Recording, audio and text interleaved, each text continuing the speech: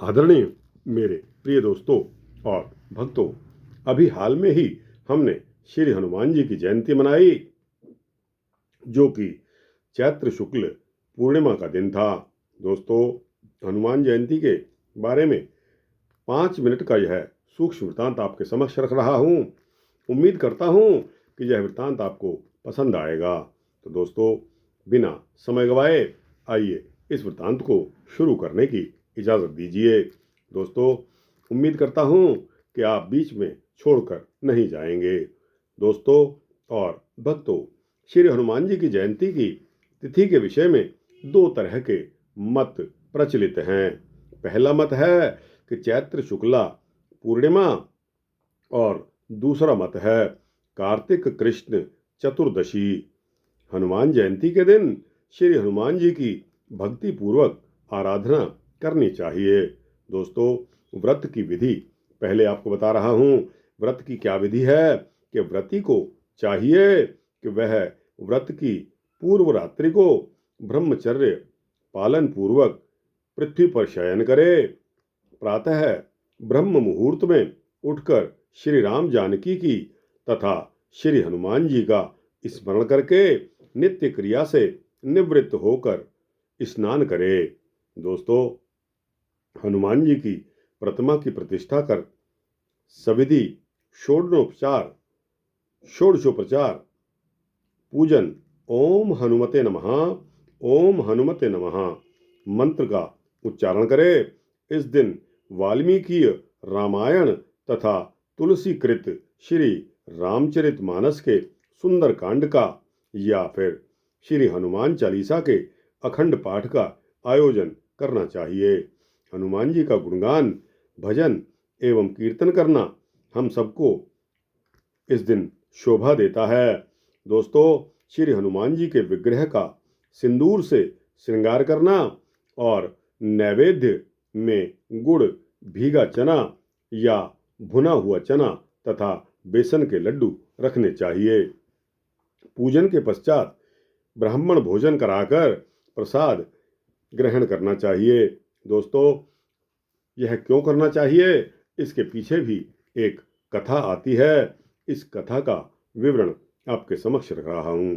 दोस्तों, कथा ऐसी है कि श्री रामावतार के समय ब्रह्मा जी ने देवताओं को वानर और भालुओं के रूप में पृथ्वी पर प्रकट होकर श्री राम जी की सेवा करने का आदेश दिया था। किसने आदेश दिया था? ब्रह्मा जी ने देवताओं को आदेश दिया था कि भालू और बंदर बनकर आप श्री राम जी की सेवा करना।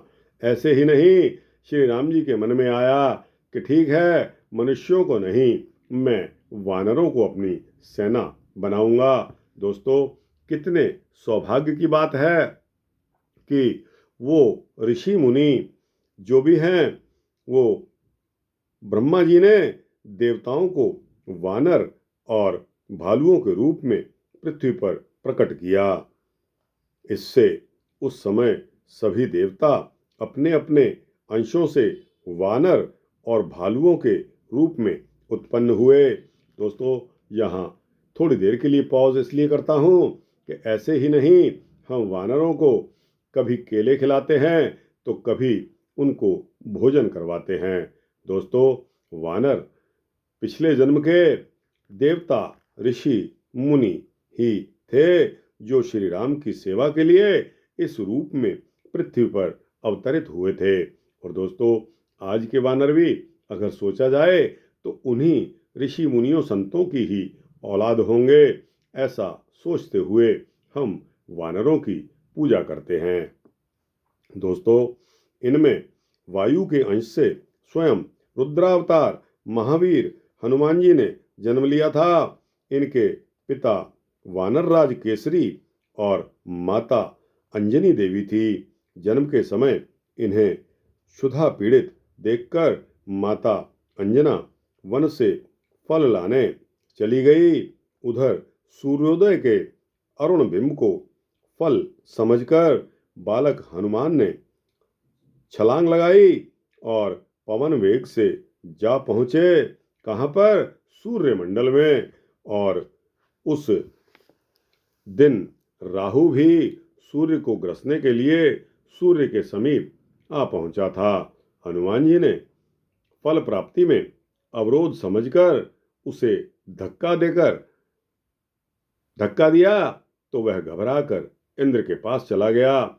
इंद्र ने सृष्टि की व्यवस्था में विघ्न समझते हुए बालक हनुमान पर अपने वज्र का प्रहार कर दिया, जिससे हनुमान जी की बाईं ओर की ठोड़ी, जिसको हनु कहते हैं, वो टूट गई।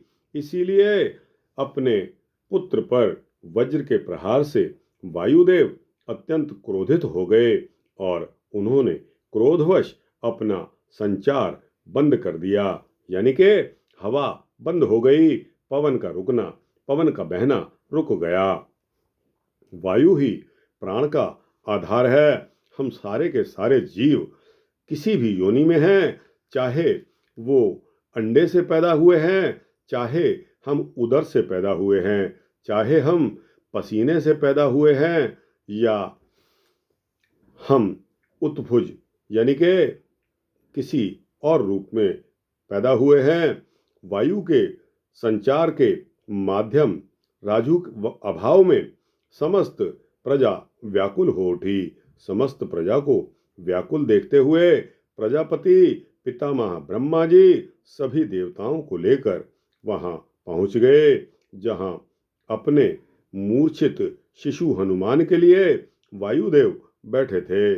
ब्रह्मा जी ने अपने हाथ के स्पर्श से शिशु हनुमान को सचेत कर दिया, क्यों कि इंद्र ने उन पर अपने वज्र का प्रहार किया था।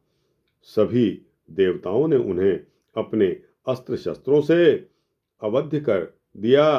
पितामह ने वरदान देते हुए कहा कि हे मारुति, तुम्हारा यह पुत्र शत्रुओं के लिए भयंकर और काल बनेगा। युद्ध में इसे कोई जीत नहीं सकेगा। रावण के साथ युद्ध में अद्भुत पराक्रम दिखाते हुए श्री राम जी की प्रसन्नता का संपादन करेगा। हनुमान जी की कृपा प्राप्ति के लिए निम्न श्लोकों का हमें पाठ करना चाहिए। दोस्तों, यह श्लोक पढ़कर इस वृत्तांत को समाप्त करेंगे। तो दोस्तों, हनुमान जी की कृपा प्राप्ति के लिए जो श्लोक हमें पढ़ना चाहिए, वह श्लोक कुछ इस प्रकार है। जयत्पतिविलो रामो लक्ष्मणश्च महाबलः राजा जयति सुग्रीवो राघवेयभियालितः दामोहं कौसलेन्द्रस्य रामस्य क्लिष्टकरणं महा